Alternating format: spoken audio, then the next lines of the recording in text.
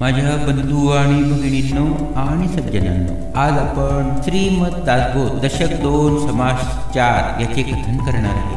अधीर आळिकानाचारी अंध पंगू खोकले करी, थोटा बधीर दमे करी तरी ताठा नसंडी. तो उतावळ्या स्वभावाचा हावरा अनाचारी आंधळा पांगळा खोकले करी, थोटा बहिरा दमे करी असा रोग जर्जर असूनही ताठा न सोडणारा असतो. विद्याहीन वैभवहीन कुळाहीन लक्ष्मीहीन शक्तीहीन सामर्थ्यहीन अदृष्टहीन भिकारी. तो विद्याहीन वैभवहीन कुळाहीन लक्ष्मीहीन शक्तीहीन सामर्थ्यहीन अदृष्टहीन भिकारीच असतो. बळहीन कळाहीन मुद्राहीन दीक्षाहीन लक्षणहीन लावण्यहीन अंगहीन विपारा. तो बलहीन कळाहीन मुद्राहीन दीक्षाहीन लक्षणहीन लावण्यहीन अंगहीन कुरूप असा असतो. युक्तिहीन बुद्धिहीन आचारहीन विचारहीन क्रियाहीन सत्वहीन विवेकहीन संशयी. तो युक्तिहीन बुद्धिहीन आचारहीन विचारहीन क्रियाहीन सत्वहीन विवेकहीन संशयी असतो. भक्तिहीनच भावहीन ज्ञानहीनच वैराग्यहीन शांतीहीनच क्षमाहीन सर्वहीन शुल्लुकू. तो भक्तिहीन भावहीन ज्ञानहीन वैराग्यहीन शांतीहीन क्षमामोहीन तसेच सर्व प्रकारचे हीन अगदी क्षुद्र असा असतो. समयो नेणे प्रसंग येणे प्रयत्न नेणे अभ्यास नेणे अर्जव नेणे मंत्री नेणे काहीच नेणे अभागी. त्यात वेळ प्रसंग कळत नाही, प्रयत्न करणे जमत नाही, अभ्यास जमत नाही, अर्जावाने वागता येत नाही, कुणाशी मैत्री करता येत नाही, त्या अभाग्यास काहीच करणे जमत नाही. असो ऐसे नाना विकार कुलक्षणाचे कोठार ऐसा तू विद्येचा नर श्रोती ओळखावा. असो ज्याप्रमाणे नाना विकार ज्याच्या ठिकाणी आहे, जो कुलक्षणाचे जणू कोठारच आहे, तो कुविद्येचा नर आहे असे श्रोतांनी ओळखावे. ऐसी कुविद्येची लक्षणे ऐकून त्यागची करणे अभिमाने तर्हे भरणे हे विहित नव्हे. त्याप्रमाणे येथे कुविद्येची जी लक्षणे सांगितली आहे त्यांचा त्याग करावा हेच बरे. अभिमानाने हट्टास पेटून ही वाईट लक्षणे न सोडण्याचा भरीस पडणे योग्य नाही. भक्ती निरूपण. श्रीराम. नाना सुकृतांचे फळ तो हा नरदेह केवळ, त्याही मध्ये भाग्य सफळ तरीच सन्मार्ग लागे. अनेक जन्मांच्या पुण्याने फळ मिळून केवळ नरदेहाची प्राप्ती होते. त्यातही फार मोठे भाग्य उदयास आले तर मनुष्य सन्मार्गास लागतो. नरदेही विशेष ब्राह्मण त्याही वरी संध्या स्नान शुद्धासना भगवत ध्वजन घडे पूर्व पुण्ये. नरदेहातही विशेष करून ब्राह्मण कुळात जन्म लाभणे, संध्या स्नान इत्यादी नित्यकर्म व्यवस्थित करण्याची बुद्धी होणे व उत्तम वासना राहून हातून भगवत भजन घडणे हे सर्व पूर्व पुण्यानेच होऊ शकते. भगवत भक्ती हे उत्तम, त्यावरी सत्समागम काळ सार्थक हाच परम लाभ जाणावा. भगवत भक्ती करणे हे उत्तम आहे, त्यातही संतांचा सहवास लाभून काळ सार्थकी लागत असेल तर फारच मोठा लाभ जाणावा. प्रेम प्रीतीचा सद्भाव आणि भक्तांचा समुदाव हरी कथा महोत्सव तेने प्रेमा गुणावे. हृदयात भगवंताबद्दल विशुद्ध प्रेम भावना असेल व त्यात भगवत भक्तांचा समुदाय असून त्या महोत्सवात हरिकथा श्रवण घडले तर त्या योगे भगवत प्रेम गुणावते. नरदेही आलिया एक काही करावे सार्थक जेणे पाविजे परलोक परम दुर्लभ जो नरदेह प्राप्त झाला असता त्याचे सार्थक करण्याचा प्रयत्न करावा म्हणजे परम दुर्लभ जो परलोक त्याची प्राप्ती होते। विधियुक्त ब्रह्मकर्म अथवा दयादान धर्म अथवा करणे सुगम भजन भगवंतांचे त्यासाठी ब्रह्मकर्म विधियुक्त करावे अथवा दुसऱ्यावर दया करावी दान धर्मादी करावे व सर्वात सोपे साधन म्हणजे भगवंताचे भजन करावे। अनुपाते करावा त्याग अथवा करणे भक्तियोग नाही तरी धरणे संग साधू जनांचा पश्चातापाने संसाराचा त्याग करावा अथवा भक्तियोगाचे आचरण करावे नाही तर निदान साधू पुरुषांच्या संगतीत राहावे।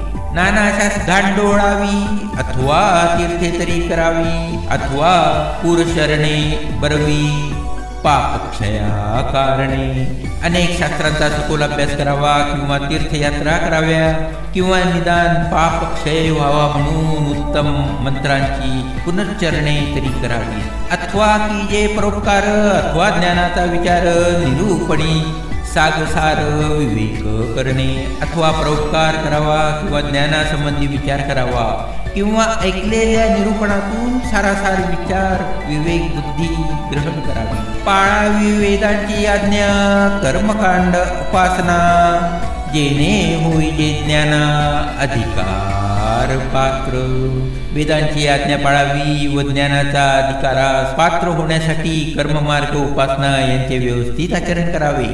काया वाचा आणि मने पत्रे पुष्पे फळे जीवने काही तरी एका भजने सार्थक करावे।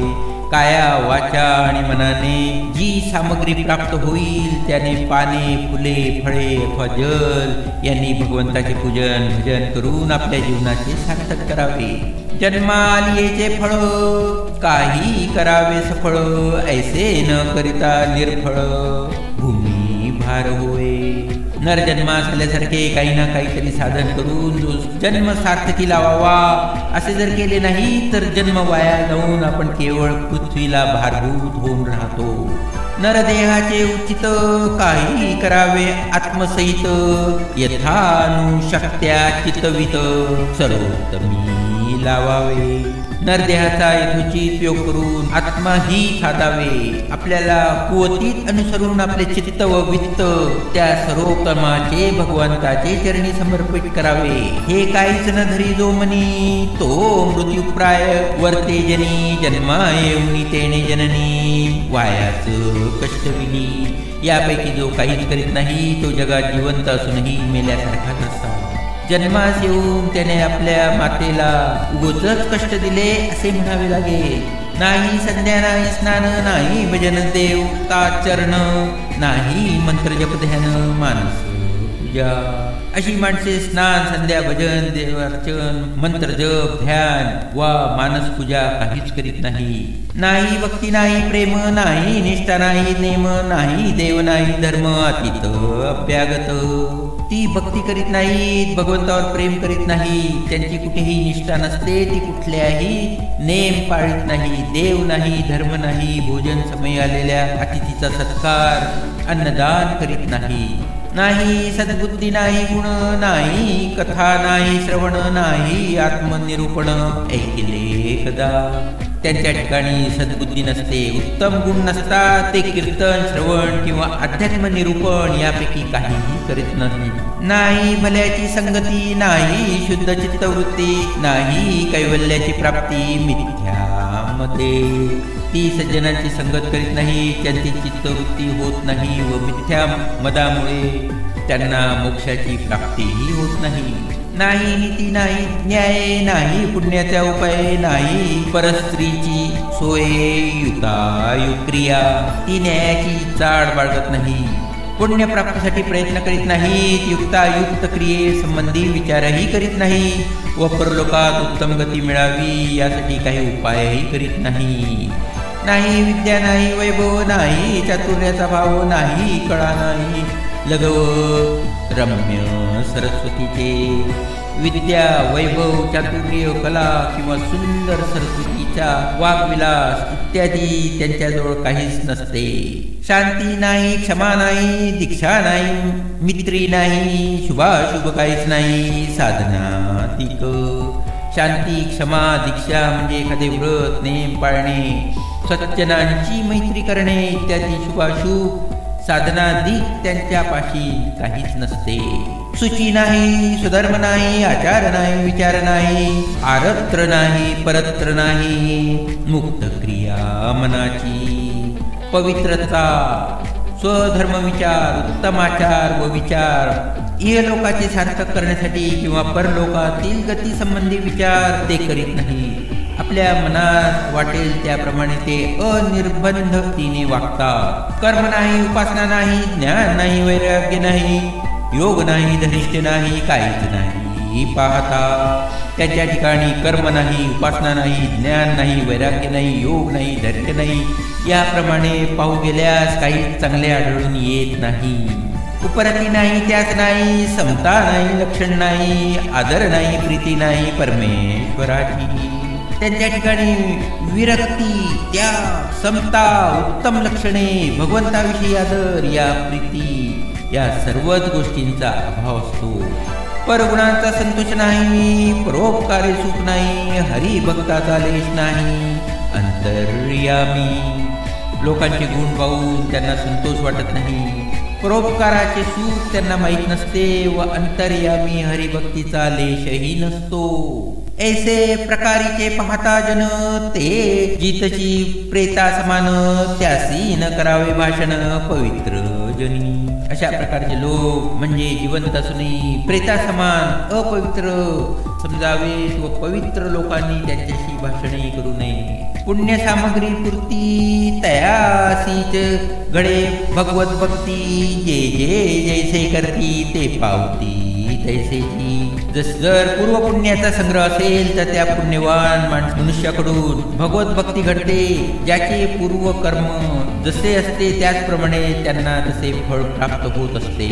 इति श्री दासबोते गुरु शिष्य संवादे भक्ती निरूपणा नाम समास चौथा समाप्त.